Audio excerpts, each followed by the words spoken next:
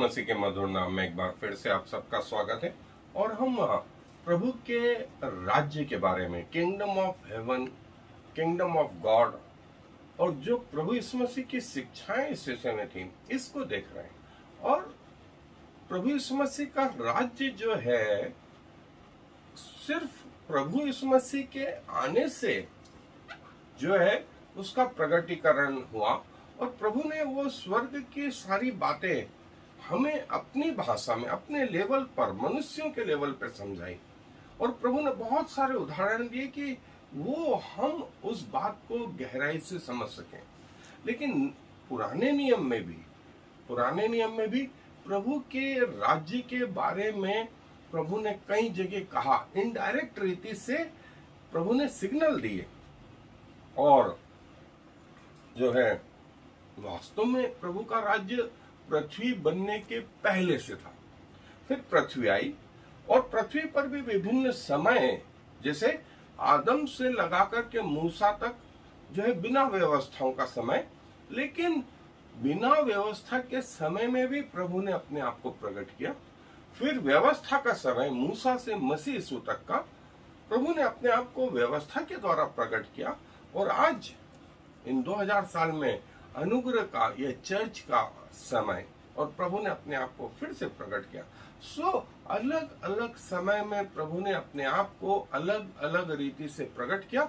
और पृथ्वी समाप्त होने के बावजूद परमेश्वर का राज्य बना रहेगा, परमेश्वर का राज्य बना रहेगा।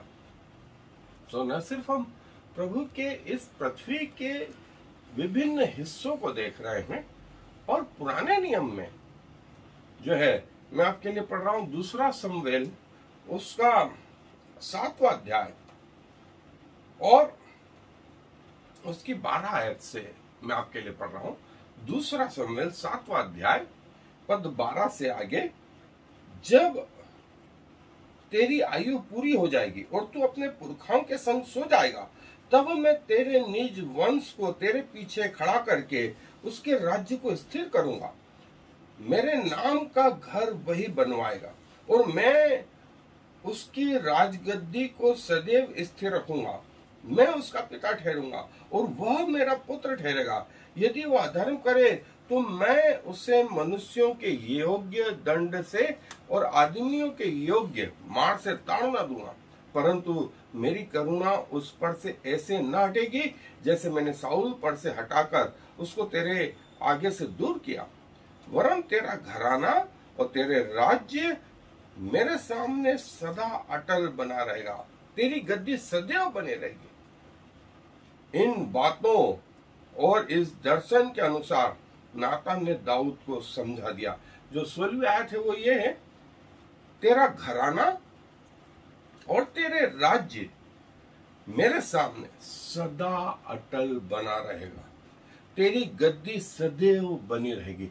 तू मर भी जाए, तेरे बेटे भी मर जाए, लोग भी मर जाएंगे, लेकिन जो राज्य तेरे वंशावली में से प्रभु यीशु मसीह जो आएंगे, वो राज्य एंड तक बना रहेगा। प्रभु की जो प्लानिंग है उस राज्य की, न सिर्फ प्रभु यीशु मसीह के आने पर प्रकट हुई, वरन इसका रहस्य तो पृथ्वी के पहले से है।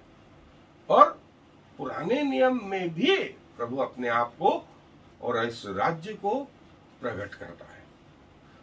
आए अपने अध्ययन पे। जैसे हमने देखा कि प्रभु का प्लान अपने राज्य के विषय में, उस स्वर्गीय राज्य के विषय में, जो पृथ्वी के बनने के पहले ऑलरेडी अस्तित्व में था, और जब पृथ्वी बनी तो प्रभु ने अपने उस प्लान को जो है भविष्यवाणियों के द्वारा, अपने लोगों के द्वारा, अपने वचन के द्वारा जो है प्रकट किया।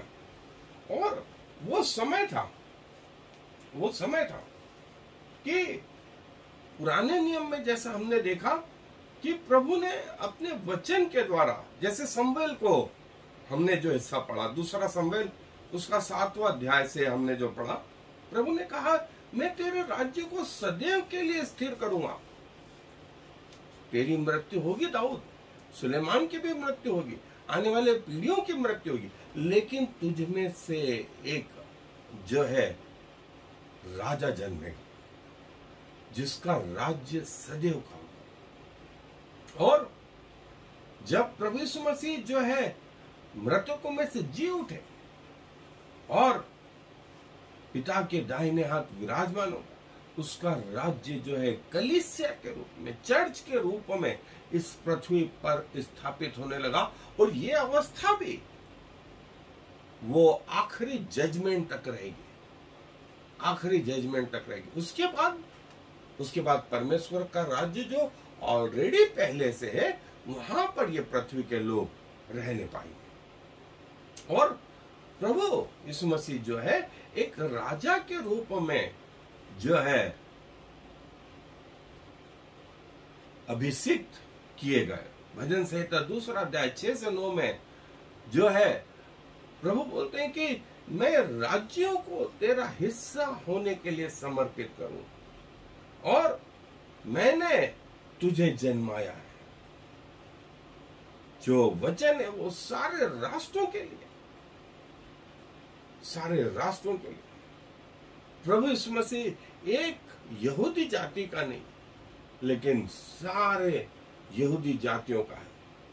और जो है प्रभु बोलते हैं कि वो समय आए जब शेर या सिंह भी जो है वो गाय के समान जो है घास खाएगा, और मेरे पवित्र पर्वत पर एक बच्चा करत के बिल पर खेलेगा। सिंह और गाय का बछड़ा या भेड़ का बच्चा भी साथ साथ खेलेंगे। वहां की आयु 1000 वर्ष होगी, वृक्षों के समान होगी। लोग और बच्चे जो है खेलेंगे, जिसका वर्णन जो है यशायाह नबी के पुस्तक 11वें अध्याय 6 से 10 में आया। और फिर यशायाह में फिर प्रभु बोलता है, जो अन्य जातियों पर के ऊपर रहा वे प्रभु के साथ इस आनंद को महसूस कर पाएंगे, इस जगह रहने पाएंगे। जो पुनरुत्थित होंगे, जो शहीद हो गए थे, जो प्रभु के नाम के लिए शहीद हुए थे पृथ्वी के आरंभ से, प्रभु उनको इस समय में पृथ्वी पर अपने साथ 1000 वर्ष के लिए जो है राज्य करने देगा, जिसे हम मिलेनियम किंगडम के नाम से भी जानते। और प्रभु यीशु मसीह के हाथ में जो है दाऊद के घर की कुंजी, दाऊद के घर की कुंजी जो है, दाऊद की कुंजी जैसा प्रकाशित वाक्य में भी कहा गया है 3 अध्याय 7वीं आयत में। और ये बताता है कि प्रभु यीशु मसीह जो है वो राज्य करेंगे, वो राजा होंगे। नया यरूशलेम, नई पृथ्वी, नए ग्रह मंडल जो है इस पृथ्वी पर होंगे। और जो है प्रभु यीशु मसीह जो है सारे लोगों के लिए ज्योति होंगे, सारे लोगों के। और इसमें जो भागीदारी होंगे वे लोग जो प्रभु के लिए शहीद हो गए, वे लोग जिन पे प्रभु अनुग्रह करेगा, वे प्रभु के साथ जो है जीवित होकर के जो है हमेशा हमेशा के लिए राज्य करेंगे। और फिर इसका अंत ना होगा, इसका अंत ना होगा। उनको दूसरी मृत्यु नहीं आएगी, वे हमेशा के लिए स्वर्गीय जीवन में, इवन अंतिम न्याय के बाद भी स्वर्गीय जीवन उनका रहेगा। इसीलिए जो है प्रभु ने कहा कि निराश मत हो, निराश मत हो। और हे मेरे लोगों, जो है प्रभु में बढ़ते जाओ, प्रभु में बढ़ते जाओ। और ये वो क्रोनोलॉजिकल ऑर्डर, ये पुराना नियम, फिर जो है पेंटिकोस्ट, ये चर्च का समय, ये हम इस हिस्से में और यहां तक पहुंच गए। लगभग जो है ये वाली घटना होने वाली, घटना होने के बाद में 7 साल का जो है क्लेश काल, इसमें जो है एंटी क्राइस्ट जो है वो राज्य करेगा। 3.5 साल तो वो अच्छे से जाने देगा और 3.5 साल बाद अपने को घोषित करेगा और अपने आप को इस पृथ्वी पर स्थापित करेगा। और तब मसीह का द्वितीय आगमन, और मसीह का द्वितीय आगमन होगा और शैतान 1000 साल के लिए बांध दिया जाएगा। और इस 1000 साल में प्रभु का राज्य इस पृथ्वी पर, जिसे हम मिलेनियम किंगडम कहते हैं।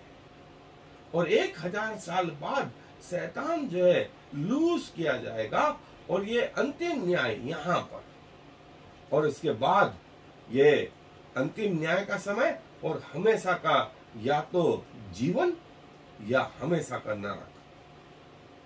ये वो चार्ट है जिसे साधारण रीति से समझाने की कोशिश की। और प्रभु ने जैसा 7 दिन में पृथ्वी बनाई, सो पहले 1000 साल में जो है हम पृथ्वी का आरंभ देखें, फिर 1000 से 2000 साल सोमवार जो प्रभु के लिए रहा और वो पार्ट ऑफ क्रिएशन, फिर 1000 साल में जो है तीसरा क्रिएशन। यहां से मूसा का काल स्टार्ट हुआ जो मंगलवार प्रभु के वहां, और ये बुधवार अंत तक 4000 साल तक चलता रहा। यहां मसीह यीशु का जन्म, यहां मसीह यीशु का जन्म, और 4 से 5000 साल जो है प्रभु के उस चर्च का विकास, और 5 से 6000 साल हम लगभग यहां आ गए। और 7वां दिन विश्राम, मतलब पृथ्वी का अंत लगभग नीचे आ गया। और स्वर्ग का राज्य, अल्टीमेट प्रभु का प्लानिंग कि अनंत जीवन में वो हमें ले, और शैतान और उसके दूत जो परमेश्वर के प्रति विश्वास योग्यता नहीं रख पाए, उनको उस अनंत नरक में, जहां की आग कभी नहीं बुझती, वे अनंत काल के लिए उस भयंकर आग में, और वे लोग भी जो शैतान के पीछे हो लिए हैं, वे भी उस जगह। लेकिन जिन्होंने प्रभु यीशु मसीह को अपना उद्धारकर्ता ग्रहण कर लिया है, वे अनंत जीवन में, अनंत जीवन जो है, ये प्रभु का प्लानिंग, ये प्रभु का प्लानिंग। और जो है, जैसा मैंने बताया कि ये वो समय, अंतिम दिन हम यहां पर आ गए, अंतिम दिन हम यहां पर आ गए। और चर्च एज, जैसा मैंने बताया कि हम यहां पर आ गए, रैप्चर वाला हिस्सा बाकी है। फिर 7 साल का ये क्लेश काल, फिर 1000 साल का जो है राज्य प्रभु यीशु मसीह का इस पृथ्वी पर। फिर 1000 साल के बाद शैतान उस कैद में से छोड़ा जाएगा, अंतिम युद्ध लड़ेगा, और ये जजमेंट, अंतिम न्याय, जिसका वर्णन प्रकाशित वाक्य के 20वें अध्याय में है। और फिर नया नगर, अनंत जीवन या अनंत नरक, अनंत जीवन या अनंत नरक। और ये देखें, ये वो लोग जिनके वस्त्र मेमने के रक्त में धोए गए, वे प्रभु के साथ जाने के लिए तैयार हो गए, वे प्रभु के साथ जाने, ये अनंत काल के लिए, ये अनंत काल के लिए, ये ब्लड वॉश मल्टीट्यूड, जिन्होंने प्रभु यीशु मसीह के लहू से अपने आप को धोया, और ये जो है उस काल में से, जो भयंकर काल में से निकल करके आए, इन्होंने अपने प्राणों को प्रिय ने जाना और प्रभु यीशु मसीह के कारण मरने के लिए तैयार हो। तो प्रभु ने भी इन्हें ऐसा रिवार्ड दिया कि ये जीवित होकर के प्रभु के साथ 1000 वर्ष तक राज्य करते रहे, और ऐसों पर दूसरी मृत्यु का कोई अधिकार नहीं। और जो है प्रभु ने जो है, यूं कहें, वे भविष्यवक्ता, वे याजक, वे राजा, ये तीनों चीज जो यहूदी लोग चाहते थे कि जो मसीहा होगा वो एक राजा होना चाहिए, वो एक याजक होना चाहिए, और वो एक भेषवक्ता होना चाहिए। और हमारे प्रभु यीशु मसीह में ये सब, लेकिन इसके बावजूद उन्होंने प्रभु यीशु मसीह को नकार दिया। उसके बावजूद प्रभु यीशु मसीह को नकार दिया। सो हम सब के लिए भी ये एक चैलेंज है कि प्रभु यीशु मसीह को कई लोगों ने नकार दिया और कई लोगों ने प्रभु यीशु मसीह को ग्रहण किया।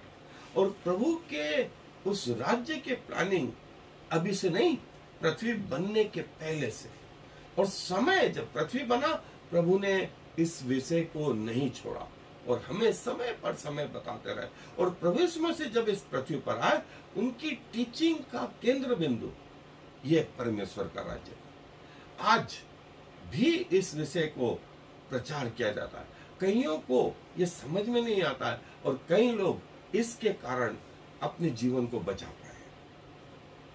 आपके निर्णय पृथ्वी के आपको अनंत जीवन में ले जा सकते हैं, अनंत नरक में भी ले जा सकते हैं। सो ये आपके हाथ में, और प्रभु आपको सही निर्णय लेने में आपकी सहायता मदद करे। ये मेरी दुआ है। आए प्रार्थना करें। प्रभु जी धन्यवाद देते हैं कि आपके राज्य का आरंभ आपकी शिक्षाओं के देने से बहुत पहले, जब पृथ्वी बनी उसके पहले आपका राज्य था।